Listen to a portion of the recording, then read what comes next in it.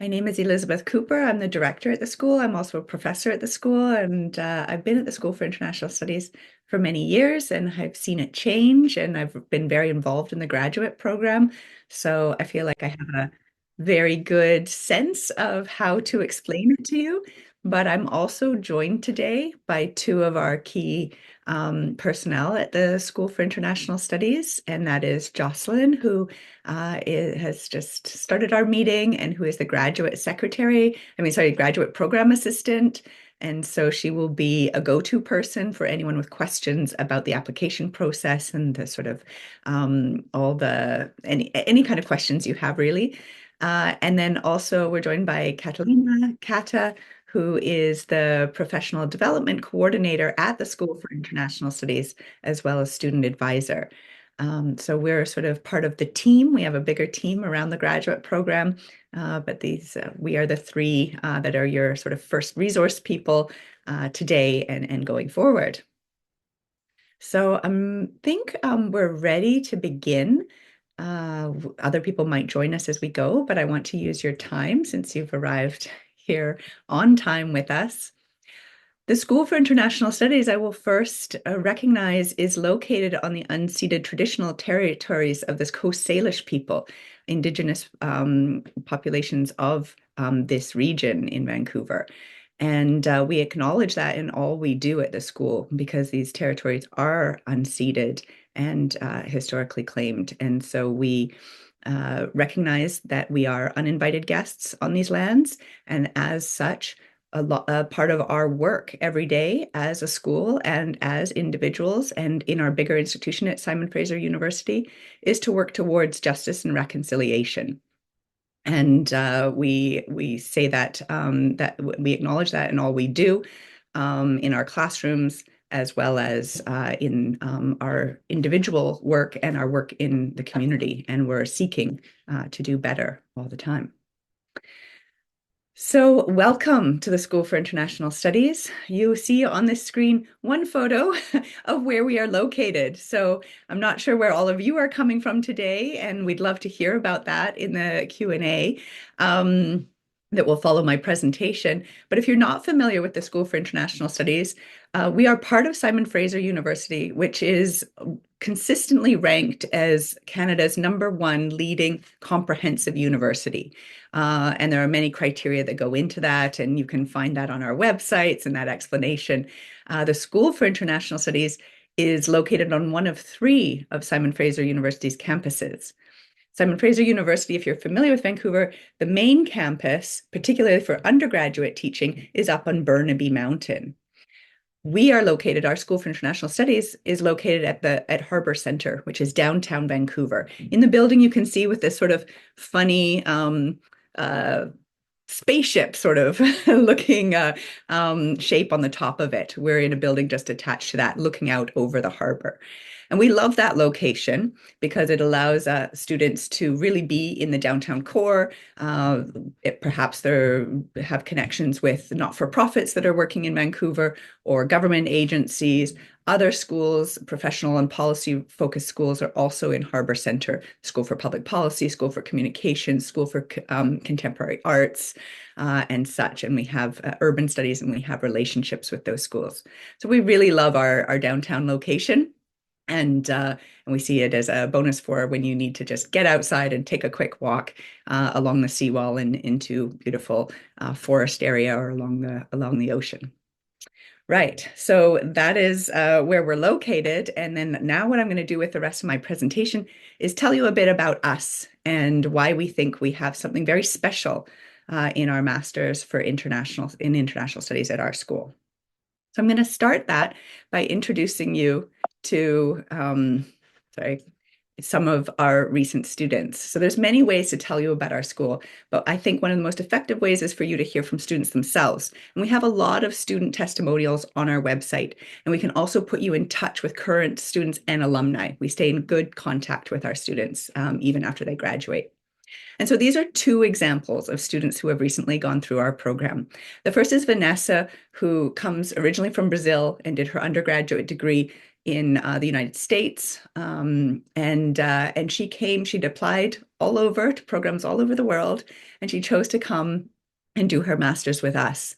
And when she reflected on that midway through her degree with us, she reflected on the fact that she really wanted this year, this master's, as a time to really explore all kinds of interests she had. She wasn't exactly firm on where she was going next.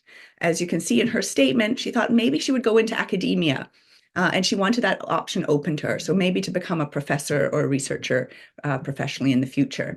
But then she was also interested in many other aspects. Entrepreneurship. She'd already started some businesses. She has this entrepreneurial talent. And she's also interested in things like not-for-profit work and activism.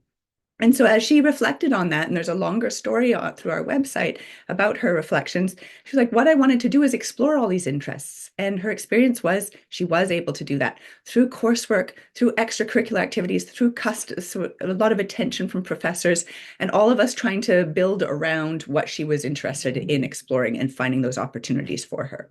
So she ended up doing through that, she did some research assistant work. She did a thesis. She chose to do a thesis research, and she ended up also going in an entrepreneurial competition through SFU's sort of programs. And as basically she's like, I kind of got to do everything, and that helped set me up for my choices next. And she's been very successful in her choices next, pursuing what she wanted to do. Another student that came to us recently is Talia, and she finished her undergraduate degree at University of British Columbia, also in Vancouver, UBC, in international relations. And again, she'd applied to schools all over. And when she was reflecting on what she enjoyed most or what she benefited from in our program, she said it was really about how student-centered it was. It's a small cohort. We admit usually around 15 students. We have a nice small cohort. I'm going to talk a little bit more about that cohort size and what that means for us. But as a result, she's like, I got to work alongside so many different experts in different interests I had. So she worked as a research assistant. She worked as a teaching assistant. She was very involved in finding a co-op, for example, a co-op paid opportunity, which we'll talk more about as well. And she ended up figuring out what research interests she really wanted to pursue and had a team of supervisors around her as well. So again, there's more about Talia and her journey as well as other students on our website. But I wanted to start there because I think it really flags for us, it really highlights what we love about our program and the kind of students we're looking for. We're not necessarily always looking for those students that know exactly, I'm here and I want to go there and I know it. Some students have that, and that's tremendous, and we are ready to get behind you. Some students know they want to go into diplomacy. Some students know they want to go into government focused on refugee integration, for example. But other students come to us with the statement, I have a lot of interests. I'm interested in this, I'm passionate about this, but this is my background. I don't know how to get there. And we welcome that. And I think that is one special thing about our program, that we are really ready to hear what your interests are, what's driving you, what your goals are, and trying to set ourselves up around you so that you can explore those and make your next steps successful. So I'll tell you a little bit about some of our, what we think are the highlights of our program. Sorry, I'm just trying to get rid of something there on my screen. There we go. First, we are, as international studies, we are a multidisciplinary school as well as interdisciplinary. And I'll just explain that very briefly. When I talk about multidisciplinary, I mean that our faculty, our instructors, come from a range of different disciplinary backgrounds. So we have political scientists, we have historians, we have sociologists, we have anthropologists, we have geographers, international relation theorists, and we all come together and we contribute to our fields. We are all publishing and going to conferences and tapped into our networks in our different fields. But we also, in our classroom and in our supervision of our students, we are very committed to being interdisciplinary. So, for example, I'm an anthropologist by training. My PhD is in anthropology. I work with other anthropologists in my research and such. But at the School for International Studies, I have made a commitment to making sure that my teaching and my research supervision brings in all the other disciplines that I'm looking at economics, that I'm looking at international relations theory, political science theory. And each one of us will say we're kind of on the edge of our disciplines. We veer into the other disciplines. We are intellectually curious about them, intellectually stimulated by them, and that is what we want to bring. And we think that's a real benefit to students because the most complex issues, the issues students come and say they want to explore, they want to research, they want to learn more about contemporary major challenges in the world and where change needs to happen, those require interdisciplinary learning. And so that is a very clear commitment of our school, and our curriculum reflects it. Another highlight of our program, which I've talked a little bit about already in talking about student experiences, is that you have these world-class experts as professors that are very closely attuned to our students. So research supervision, teaching in small classes, matching the interests, matching an interest to a topic that you're interested in, a regional expertise you're interested in, a professional network you're interested in. We sort of take that team approach and try and align people. And I think that's a really important part. And I'm going to introduce you to our faculty very briefly in a second. The small learning cohort is key to students' experience. This means both that the cohort itself that takes certain core classes together becomes quite close. There's a lot of working through ideas together. There's a lot of growth that happens together, and usually quite a lot of friendships. Our students come from around the world with all kinds of different backgrounds. They've done degrees and work experience in all kinds of different areas. So there's a lot of learning that happens together from each other. And then also because you're a small cohort, as I've already sort of mentioned, our professors are ready to and very much attuned to providing individualized attention.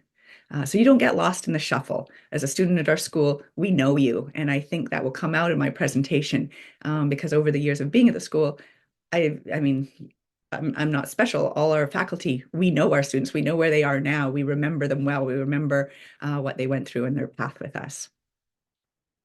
Our program is available for you to customize it or tailor it to your goals. So if you have a particular research topic or an area a region of the world that you're particularly interested in, or a methodology that you really want to use as you learn, that you're exposed to, you get to sort of shape it to make sure that becomes an emphasis and something you build up. Our program is designed that you can finish it in 1 year. I'm going to walk through the actual structure of the program, but it is very feasible, and many students finish within 12 months, from September start to finishing at the end of August the next year.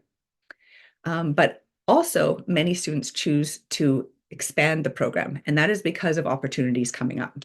Students may want to take a co-op. So a co-op is a work placement, a paid work placement that SFU, our university, facilitates. We have partnerships with government agencies and NGOs and and businesses and others. And I'll talk a bit more about co-op in a bit.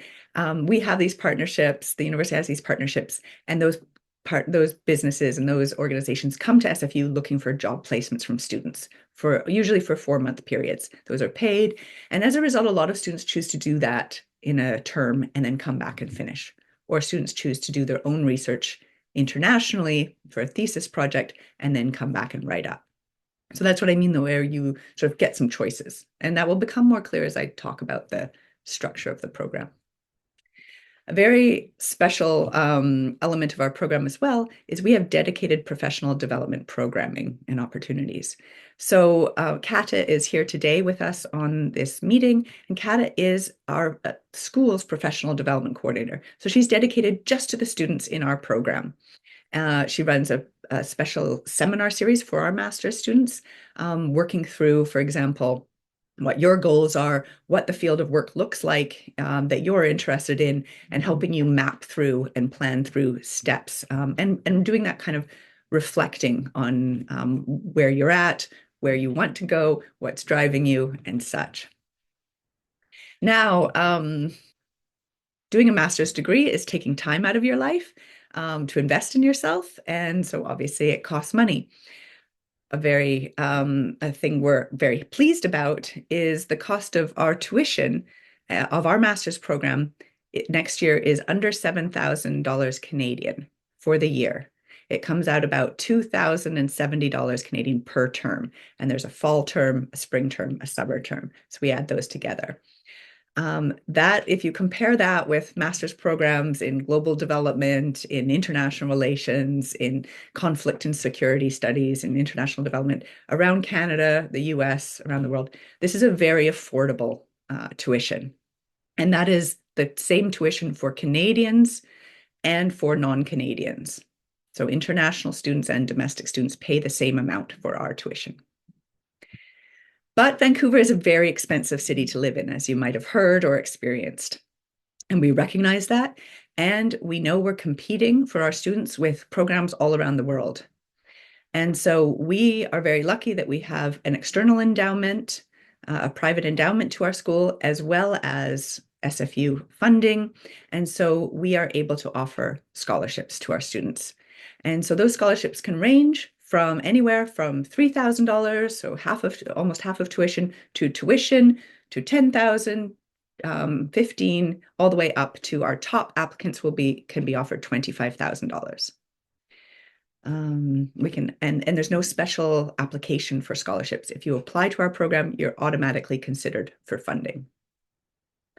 In the school, we also have paid research assistant positions. So working on a professor's project, if they have RA positions available through that funding, and also teaching assistant positions. So helping out in our first and second year undergraduate programs. So if you're interested in getting some teaching experience or you like having some interaction with students, you would work with a professor to do some of that. As I've already mentioned, SFU has a very large co-op program, and these are paid, usually 4-month periods. They can be extended to 8 months with all kinds of organizations. We'll talk about those a little bit. We also, at the School for International Studies, we've worked to secure 2 internships with United Nations organizations, and these are reserved for students in our school. So you will not be competing against other students at other programs. The only applicants will be coming from our school. Master's students and undergraduate students. Those are unpaid, but then at the school we have funding that you can apply to for research and travel funds. And that's the travel funds, the next item there. We have annual, every few months, I think in the fall and the spring, we have applications open, very sort of minimal application where you outline what your goal is to do research or present at a conference or to do a UN internship, for example, somewhere else in the world.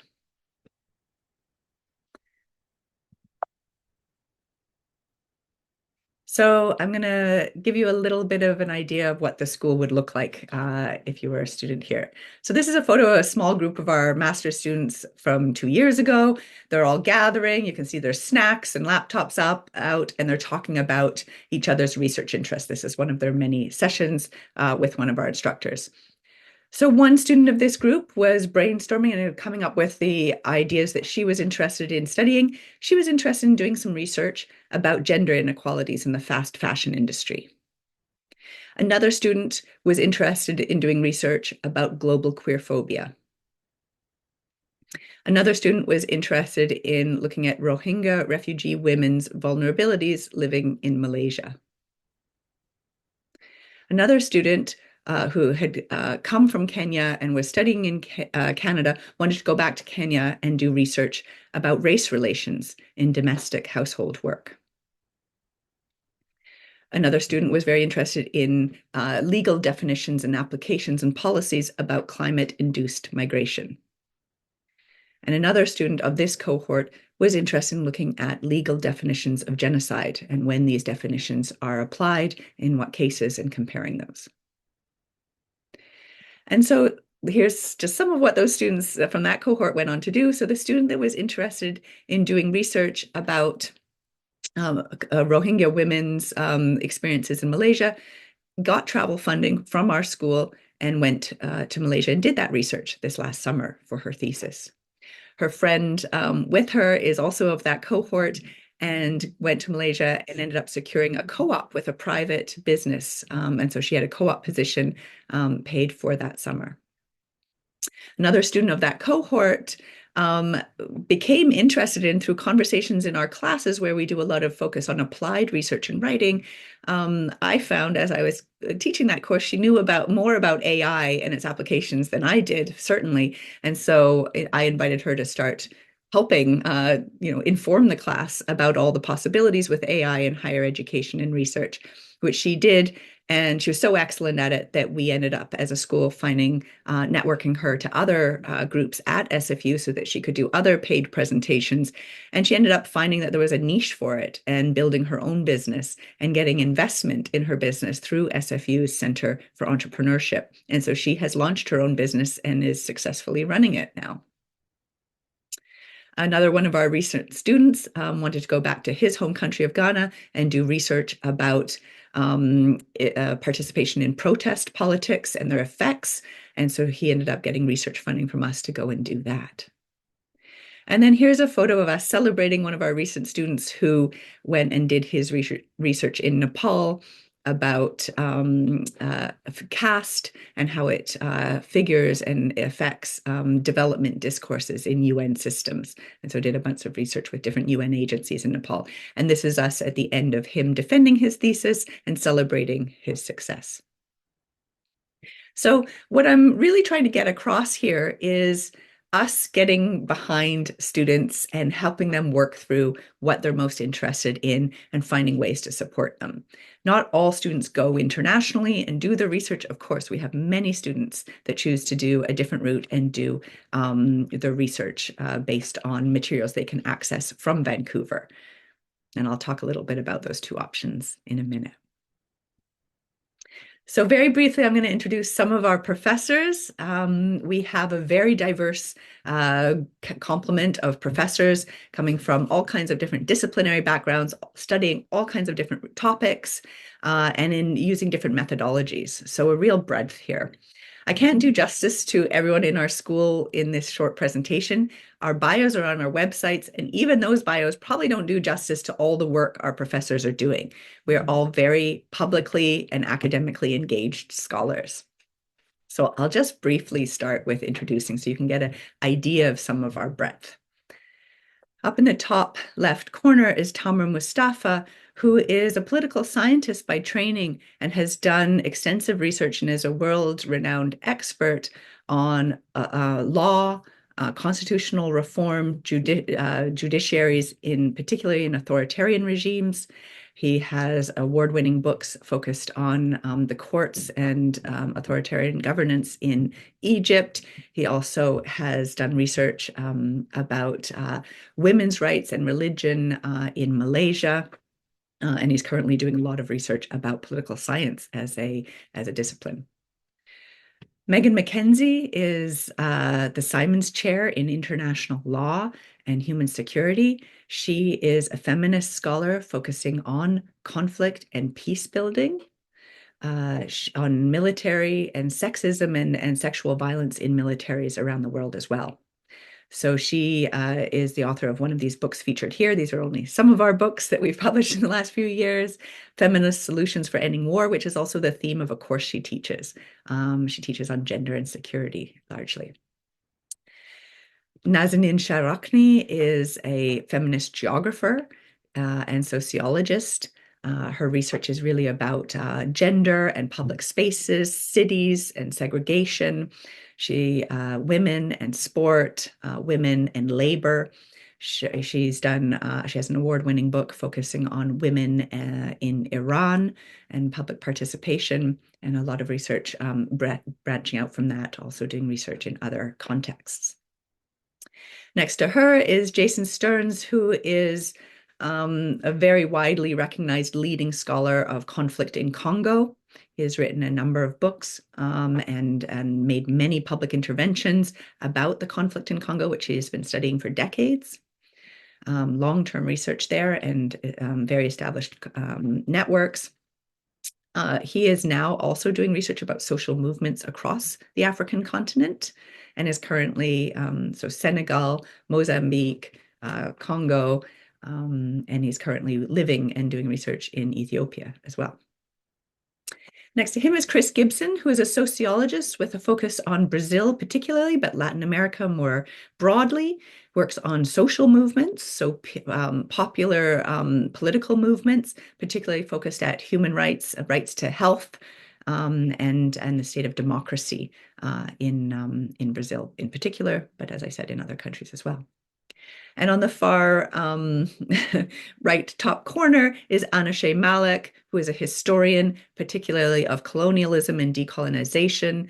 A lot of research from Pakistan and South Asia, and also South Asia diasporas and international labor politics and movements, with a focus also on South Asian labor politics and their history in the Vancouver region in BC, in Canada.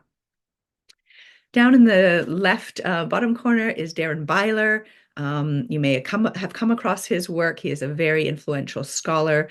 About one of his books is there, Terror Capitalism, and another book, China's High-Tech Penal Colony, about the experiences of Uyghur populations in Xinjiang in China, but also around the world. So persecution, surveillance, and sort of internal colonialism. His research has also been moving to focusing on migration and particularly surveillance in other states, Malaysia, for example, Israel, and such. Next to him is a photo of Nicole Jackson, who is an international relation theorist. She has done years of research focusing on Russia and Eastern Europe states. She also does a lot of research about international politics around misinformation and disinformation and how those are playing out in Canada. Irene Pang is a sociologist whose research is located in both China and India, and she looks at labor movements, urban construction in the urban construction sector, and particularly claims to citizenship and rule and law in people's lives there, particularly of migrant workers. Next to Irene is Rupak Shrestha, who is a geographer, a critical geographer whose research is often in Nepal, but really about people's movements, indigenous identity and belonging, and experiences of migration, borders. And he uses a lot of very innovative methodologies, making sure that there's really quite an emphasis on methodologies that allow for people's full experiences to be reflected. There's a photo of me. My own research is largely in Kenya, but East Africa more generally. I focus largely on the experience of children and young people. I've done research about children's experiences of poverty, of forced migration, so growing up in refugee camps. I've also done a lot of research about children and young people's experiences of violence, particularly in education systems in Kenya. And more recently, I'm doing new research about climbing and hiking and the sort of claims on land in countries like Kenya, where populations have long been excluded from being able to experience land of their own country. And next to me is a photo of Brenda Leishog, who is an international relation and political theorist who works on the international ethics, humanitarian law, and conflict and poverty. So really about ideas of ethics and justice. And as I've said, there's just a few of our books down there, and so you can find out more on our websites. That's me trying to do justice to our professors as quickly as I can. So please do feel free to learn more. But what I wanted to do there is really emphasize the diversity of our interests, of our expertise, the high caliber of our academics. And, the fact is we all like working together and we make real commitments to intellectually engage. And so we're not a school where you will find individual professors pursuing their own research without talking with their colleagues. We are very quite integrated and collegial and enjoy working together. This is some of what we do. We are not just scholars that are producing books and articles and going to academic conferences. We are very committed as a School for International Studies to influencing public conversations and policy. And so we spend a lot of time and put a lot of emphasis on making sure our research is relevant to policymakers and to public discussions. And so we do a lot of public media.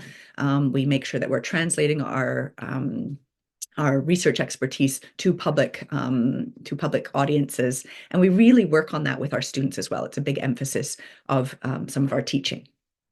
So let me get to what the courses would actually look like and what the teaching would seem like to you.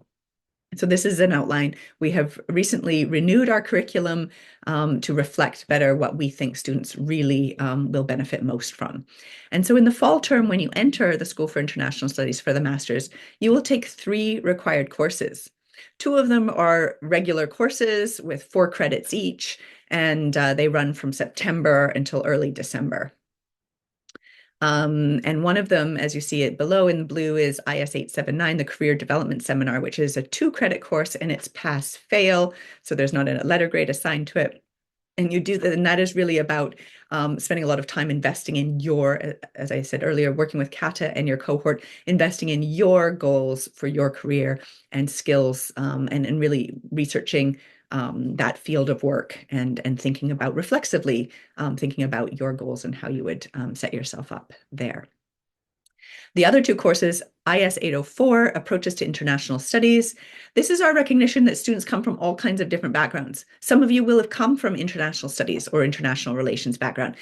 This is still a very relevant course. We bring in key foundation, and some of you will come from degrees that are different. We've had students come from degrees all across, from tech and science, and then they've done work experience that sort of makes international studies more, really guided them to international studies. And so this is a course where we bring everyone together and we're working through foundational text, looking at key theories and concepts, making sure we have real mastery of those concepts and how they've been applied. And then what we're also going to be doing in this class is bringing several of our different professors in, talking about our own work, our books, our research. So how we did it, what concepts we were using, what debates we engage with other scholars, and really trying to demystify what scholarship is and how we also translate it to public conversations and policy impacts. The next course is very focused on skills, and particularly applied research and writing and communication skills. And so here you're working on topics that you're interested in. Maybe you have sort of fuzzy ideas, maybe you have very clear ideas, and we find different ways for you to work through those. For example, writing a policy paper. What are all the steps in writing a policy paper? Writing a briefing paper for a decision maker. So really encapsulating the ideas in pithy form and making sure it's a very easily applied and useful document. Writing an op-ed essay using your sort of influential rhetoric to try and engage with policy, with public audiences. And so we use a number of these very applied kind of assignments that you would be asked to do, for example, in NGO work or government work or private sector, journalism and such. And so we bring those, and what we do in that course is we learn about the sort of skills of doing this applied work, and you do a first draft and you get very detailed feedback from the professor, both in notes and then also in a one-on-one meeting. And then you get to work on those points and revise your document for a final grade. And so this is where we really are structuring the learning process so that when you leave this course, you've advanced your knowledge in your sort of areas of that you want to build up expertise, but you've also definitely worked on skills that you'll be able to take with you out of this program and apply in your professional lives. And then you get to choose one elective course. These elective courses, for example, might be regionally specific, thematically specific. They can be taken in our international studies program where we offer a range of elective courses, or you can take them in other units, other disciplines across the university. If you're interested in geography or you're interested in business or anthropology, you can go and find those courses and take that elective. That's wide open to you. And we also have an agreement with UBC that you can take courses at UBC, still paying your SFU tuition if you're interested in finding a course there that lines up with your schedule. Then in the spring term, so that starts in January and runs till April, you do our key methods course. Where you're working through a number of different methods, both qualitative and quantitative. And these are useful in you thinking about perhaps doing some research, both as a student, but in your professional career going forward, or also just being a consumer of research. We are all consumers of research. We have to, we are reading news all the time that says studies say, and trying to summarize very briefly the sort of research basis, the data behind certain claims, or in policy work. And we need to be able to critically engage with those and be able to understand the basis of those knowledge claims. And then if you are pursuing the extended essays track, you would choose two electives in the spring. So a lot of scope for you to choose what you're most interested in. Or if you're pursuing the thesis track, you would take one elective course. And then in the summer term, so from May to August, if you choose to do your extended essays, you would write those in that summer. And I'll talk about the extended essays in a second, and complete, and you'd be done. So we have certain students, for example, that think they want to go on to law school in the future, or maybe to a PhD program, or basically just want to do a one-year program and move on in their life. And so that is often an approach they take there. You might be able to, if you're doing a thesis project, which is a longer process, a longer project, like a final product, you may be able to complete the thesis in the summer as well if you've done some preliminary work and you're working from data that is already available to you in Vancouver. Or during that summer, you may have applied earlier in the year through our co-op program and found a great placement, and you will do it during that summer term and then come back in the fall to finish. Or you may choose that you want to go and do research abroad somewhere, and you've secured the funding, and you will go and do your research during that summer term and then come back and write that thesis in the fall. And so that's how our program can be done in 12 months, or students can modify it and complete it in 18 months and continue. Of course, you can go on for another term. What you do then, if for example, if you took two back-to-back co-ops and you would want to go for another spring term, you're basically paying that term's tuition. When you're not in co-op, you're paying right now it's $2,070 for a term to continue on. And each student makes that decision as they go through and weighs the costs and benefits to them. Right. So extended essays or thesis. You'll have a lot of conversations about this in our program and learn more about what these look like, and you'll be given examples. But this is one of the choices you're usually making you're thinking about before you come, and you're making in the fall term. So if you choose to do two extended essays, these are two essays of about 8,000 words each. And you don't do a public or oral defense of these. These are just written documents that will be, you will work with each person will be assigned a primary and a secondary supervisor early in the program. These will be of our faculty members, and so you will be invited to sort of say who you might like to work with. You'll be invited, you can send them emails and say, I'd like to talk to you about this. And then you kind of say who your preferences are, and we do this matching work to find everybody relevant supervisors. And so over the year, you're working with your supervisor to come up with your topical ideas. You're working in those classes that I just described to sort of hone in and focus on what you might be interested in. And then during that summer term, you would write these two extended essays. And so examples of extended essay topics: police reforms in Nigeria, examination of community policing there, Trump's withdrawal from the Iran nuclear deal, regional security implications, a community-led approach to addressing trauma and community reconciliation in Iraq, recycled content certification, weakness of the plastic circular economy, socio-environmental impacts of mining legislation, the contrasting cases of Chile and El Salvador. These are just a few examples of recent students' extended essays. So what they've done for these extended essays is they haven't gone and done interviews with people or done participant observation. What they have done is really looked at the literature that they can find, that they can access here in Vancouver, and then written these sort of synthesis essays. And why you would do this extended essays, you're doing two. And so you're thinking about building up two areas of expertise that will help you knock on doors or present in your portfolio for those opportunities you want open to you professionally afterwards. And we can talk more about those if you're interested. And or you may choose to do a thesis.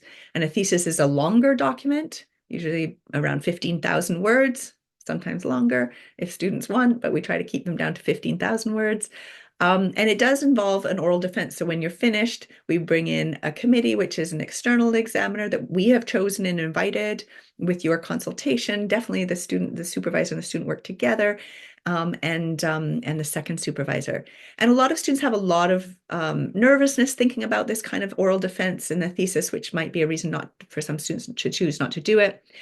We really try to dispel these. The oral defense actually should be quite an enjoyable occasion for students because by that point, you know your topic so well. You know it better than anyone else. And if people are going to ask you questions, you're going to be able to answer those. No one is out there really to trick you. People are just like, you made this choice. What if you'd thought about, had you thought about this element? And you will be in a position to say, yes, I have thought about that. And this is why I chose this one. Or, no, that's a really great idea. I would be interested in exploring that. But within the, what I could do in this time with this access, this is what I could do. So really the oral defense, and you work with your supervisor to prepare for it. I would say it's not the frightening experience that some people imagine it to be. It's usually students usually quite enjoy it and find it very stimulating. And so thesis examples from students recently at our school, an analysis of the impact of direct trade on coffee producers in Colombia, caste and development, thoughts and practices from Nepal, international state building in post-independence Kosovo, digging deeper, COVID-19 and the importance of culturally relevant education for Rohingya refugees in Cox's Bazar in Bangladesh, and opportunities and challenges in reducing abandoned, lost, or discarded fishing gear in Taiwan. So again, a real range of interests, and these really come from students working through what interests them and what they want to do next, and what they're really, how they want to invest this time and effort in themselves. Right. So co-ops, I've said I would talk about this. There are all kinds of partnerships with organizations. A lot of co-ops are with the Canadian government that are applicable and relevant for our students. Our students are often interested in having that experience in government agencies. And we might automatically think of global affairs and immigration, refugees, and citizenship, but certainly national defense, Indigenous and Northern Affairs Canada, Heritage Canada. I mean, really, we haven't listed all of them here. Natural Resources Canada. Students and their interests line up, and they're looking at the catalog of co-ops that are available and applying for them. Also, not-for-profit organizations, think tanks, the BC government, and others, and then private sector as well. So as I said, SFU already has internships or co-ops, sorry, that are available and advertised, and then students work through applying for them. A lot of support comes from the co-op office, and we work very closely with them. So there's in the fall, there would be sessions where you meet with the co-op agents and they explain the whole process. They work with you on your CV. They work with you on skills, interview skills, cover letters. I mean, you're really working through a lot of skills and documents actually that will help you even after you leave the program. And then you walk through the application process, and everyone is really wanting to get students co-op positions. And so there's a lot of working hard to find the right fits. At the same time, students might find their own program. You might have an existing relationship with an organization or a business or an interest in a business, and then we can work with the co-op office to try and set that up as a co-op. And there's certain advantages of that. You pay less tuition during your co-op fee term, and then you're paid through the co-op. As I've said before, our school has these 2 dedicated UN internships. We have 2 students right now in different parts of the world working with different UN agencies, and those start as 4-month internships, but both students, they have the possibility to extend, and both students are enjoying them so much that they've extended them to 8 months. Those are unpaid internships, but as I said, at the School for International Studies, we have funds that students can apply to pursue international research or work abroad or internship abroad opportunities. And more. So when I say and more, we have a number of other elements going on. We all have our networks internationally and locally. We have our own projects as faculty. And so we're trying to bring students into that, often as research assistants or collaborators. And then we also have something in the school called the Dream Lab that Megan McKenzie runs, one of our faculty members. And DREAM stands for Defense Resources Exploring Alternatives to Militarism. And so this is I think it's a 2-week, maybe 3-week program where there's a few Zoom meetings with experts from around the world, talking about different ideas and elements of defense spending. And then students come together for these workshops to actually try and come up with proposals for alternatives for militaristic spending. And there's a lot of skills development there about writing policy papers and memos, and students are paid for their participation in that Dream Lab. And so that's a model that has been really successful recently. And so we're looking at expanding it and bringing in other kinds of ideas, not just focusing on defense resource spending, but looking at it in the realms of others. And so we're really interested in developing those kinds of opportunities within the school for students to practice skills, apply them, and get paid at the same time. Right. So what do our graduates do after they graduate? So these are some of our students, obviously not all of them. And I mean, as director, as a professor in the school for many years, I know all of these faces and all of these individuals well. We stay in touch with our alumni. We do that for a number of reasons. We want to keep supporting them. We really liked having them as students. We were very invested in them then, and we stay invested in them. And then also, we have new students coming into our school that have interests that align with the experiences some of our alumni have had. And so we do those introductions. We bring our alumni back into our classrooms. In Kata's class, the IS 879 Career Development Seminar Series, she has a series of, so she has one today where alumni come back in and talk to students very directly about their path after the master's and what they did next and the lessons they've learned along the way and what it's like working in these different kinds of organizations, whether it's government or not-for-profit, private sector, and such. And so these are some of our students that have gone on to policy analyst work with Global Affairs Canada around the world, with other government agencies like Women and Gender Equality in Ottawa, with the UN Economic and Social Commission, or with the UN assistant missions in different places in the world, Somalia, Iraq, Colombia, for example. With not-for-profits like the Australian Coalition on Women, Peace and Security, other government agencies like Immigration, Refugees and Citizenship Canada.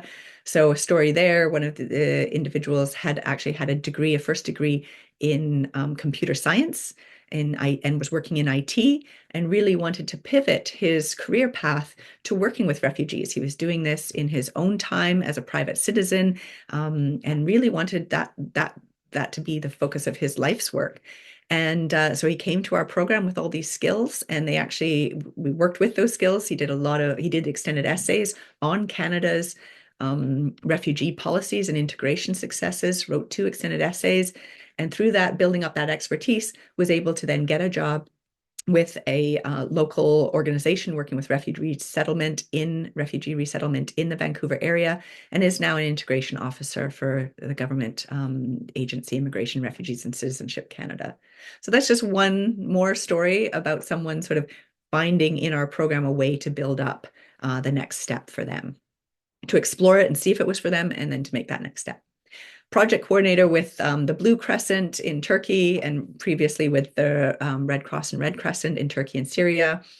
Local work with health agencies, Vancouver Aboriginal Health Society, Vancouver Aboriginal Friendship Center Society, also with MasterCard Foundation, which is active all over the world, providing scholarships and educational opportunities for students. One of our students is a lead for MasterCard Foundation in Africa. Asia Pacific Foundation, and then private companies as well. A lot of consulting work on particular issues like climate change and sustainability, but also governance and relations. That's some of what our students do. And as I said, we stay in touch with them and we bring them back to the school, and we really value those relationships. Right. So how to apply? I've told you a bit about our program now. So ideally, you're interested to apply to us. You can apply anytime from now until January 14th, when when the application portal will be closed. To apply, you should have a cumulative grade point average of at least 3.0. And that's lower We want to encourage applications. I will say right now, as I've said, there is no other application for scholarships, but to be eligible for a scholarship, you will usually have a higher GPA. So you may be admitted to our program with a 3.0, for example, or a 3.2 GPA, and then you will be more competitive with a higher for funding with a higher GPA. We will let everybody know our decisions for acceptances in late February, early March. So the steps to all of this, first, please do read all the instructions about the application form before you start, and then you start collecting your documents. So there's a number of documents you'll want to be working on. One is your CV, which should be a 2-page maximum, outlining sort of what you've been doing with your life in your education and professional life and volunteering and others. A 1-page letter of intent that explains why you wish to pursue this master's in international studies. That's really key to us. That shows us that a student has actually looked at our website, thought about our program, and thought about why they want to come to our program. It helps convince our applications, our admissions committee, that you've given this some thought and you know why you want to come. And that's a really important part of us selecting students. In addition, a 1-page statement of research interest. So this is the area you're interested in. It might be very specific right now, and it's great to write it in specifics. It might also outline a more general area of research or 2 topics that you're interested in. We are looking at this to know that, to try and think, okay, does this align with what we can do at the school? Do we have the ability to support the student if they're interested? So, for example, if a student said they wanted to work on um, um, psychological counseling for parents of children with ADHD, for example, we would probably look at that research interest and say, like, well, we don't really see what the fit is here with our School for International Studies. This seems like the student should probably be applying to psychology or, or another program. It's hard to see how this is international studies, how this fits with our expertise. And so that counterexample is sort of giving an idea that this research interest, we are not going to hold you fast to that is exactly what you're going to do. You've heard throughout my presentation that we are inviting students to explore and really hone in on what interests them. And we know that students may change what they're interested in, or may find different focus to what they're interested in. But this research interest statement is important to us because it shows where you think you are heading, what you think you want to do. And it lines up with that letter of intent to convince us that, in fact, this would be a good fit for you and for us.